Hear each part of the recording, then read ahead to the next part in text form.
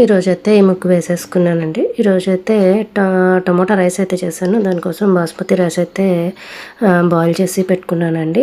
Tomato గుజ్జు అంతా తయారు చేసుకొని మసాలాతోటి దాంట్లో రైస్ అయితే వేసేసి కలిపేసానండి. చాలా ఈజీగా అయితే చేసుకోవచ్చు టమోటా రైస్. తర్వాత గోంగూర పచ్చడికి అయితే ఆకంతా వలిచి పెట్టుకొని శుభ్రం చేసుకున్నానండి.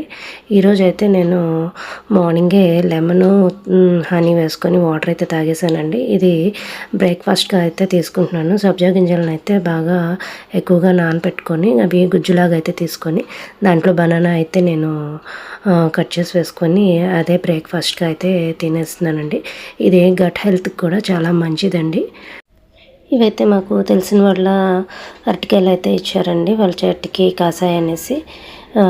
అందరికీ ఎన్నో ఉండొచ్చు కానీ ఇచ్చే గుణం చాలా తక్కువ మందికి అయితే ఉంటుందండి. వీటితో ఏం చేస్తానో నెక్స్ట్ వీడియోలో చూడండి. లైక్ చేయండి, షేర్ చేయండి. బాయ్.